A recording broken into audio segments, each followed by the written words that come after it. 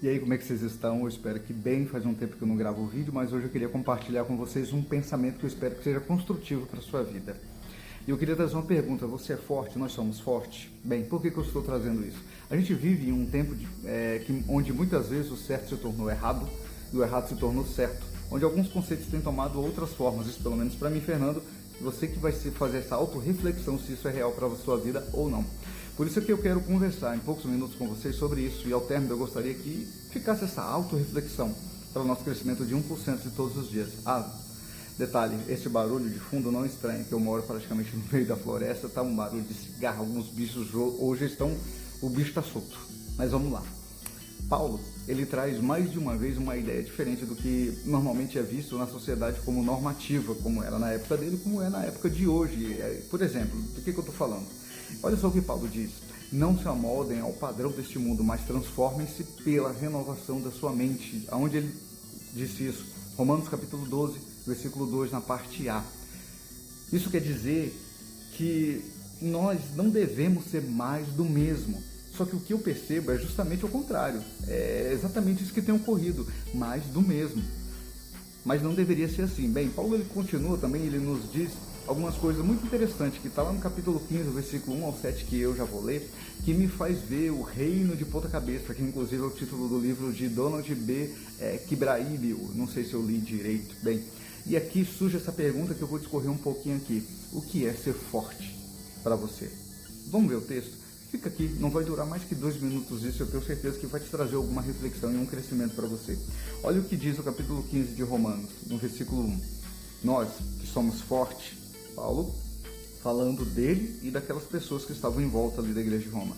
Nós que somos fortes, devemos suportar as fraquezas dos fracos. Olha só, veja a inversão. Se você é forte, realmente, ele vai dizer: eu sou forte, nós somos fortes. Então, se a gente é forte, a gente tem que suportar a fraqueza do fraco, não se sobrepor sobre ele. A minha força não é para se sobrepor sobre o fraco, pelo contrário, é para que eu possa suportar esse fraco. Entende como é a inversão de valores? Porque o que a gente tem aí é mais do mesmo. É muitas pessoas impondo algumas ideias que, pelo menos para mim, dentro de um conceito de construção de sociedade melhor, intelectual, espiritual, emocional principalmente, a gente deveria aprender aqui com Paulo, não dentro dessa normativa que tem sido mais do mesmo. Continuando, ele vai dizer: nós que somos fortes devemos suportar as fraquezas dos fracos e não agradar a nós mesmos.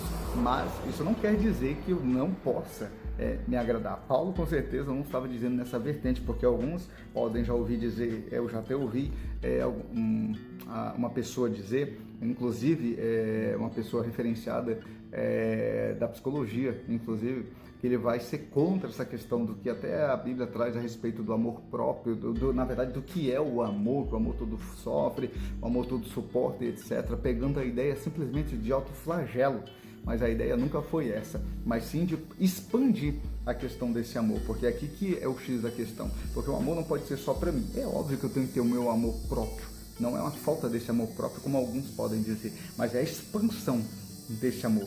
Essa é a ideia, é por isso que Paulo está dizendo aqui, que a ideia não é só eu agradar a mim, mas é não agradar a nós mesmos, pois, olha, continua o versículo 2, cada um de nós deve agradar a seu próximo, para o bem dele, a fim de edificá-lo. Pode ser piegas, utopia para alguns, mas já pararam para pensar que se eu fizer isso, você fizer isso, a gente vive num conceito muito melhor, muito mais harmonioso, mas o que a gente vê é o contrário. Pessoas passando por cima de pessoas e a gente tem só mais do mesmo.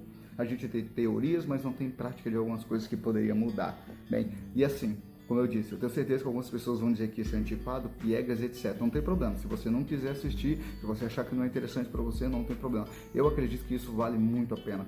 Que isso faz com que haja uma construção, primeiro de mim como ser humano num todo, e aí consecutivamente para que eu possa reproduzir isso para outras pessoas e tornar, no mínimo, aqueles que estão em volta de mim, incluí-los num ambiente um pouco melhor. E o texto continua dizendo, versículo 3, pois também, olha só, a referência maior não é o Fernando, não é você, olha, mas é uma pessoa que foi um divisor da história, que existe antes e depois dele, Cristo. Pois também Cristo não agradou a si próprio, mas como está escrito, os insultos daqueles que te insultam cairão sobre mim. Ora, caíram sobre mim. pois tudo que foi escrito no passado foi escrito para nos ensinar. Olha só que interessante isso.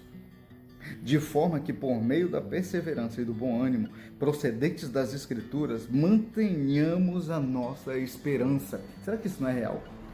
Será que isso não é o que nos fortalece? Não é o que os nossos pais contam, a história que eles contam e que tantas pessoas contam? Enfim, a forma que essas pessoas vivem, como elas vivem, porque elas vivem, a forma que elas atribuem este amor, este cuidado mútuo um com o outro, é o que nos faz hoje, quem somos muitas vezes. Já imaginou se o pai e a mãe não ligassem para o filho e não construísse esse amor, sofrendo também por eles, abrindo mão de algumas coisas, suportando aquele que é mais fraco? Entende como isso não é piegas? Entende como isso é ir além de fazer mais do mesmo, que a gente precisa voltar às vezes algumas essências para poder fazer com que algumas coisas mudem de verdade? Pois é, de novo, pois tudo que foi escrito no passado foi escrito para nos ensinar, de forma que por meio da perseverança e do bom ânimo procedente da Escritura mantenhamos a nossa esperança. Ao versículo 5 para terminar: o Deus que concede perseverança, aliás, vou terminar no 7, o Deus que concede perseverança e ânimo, que é no latim fôlego na alma, dê a vocês um espírito de unidade, que é o que nos falta muito como ser humano,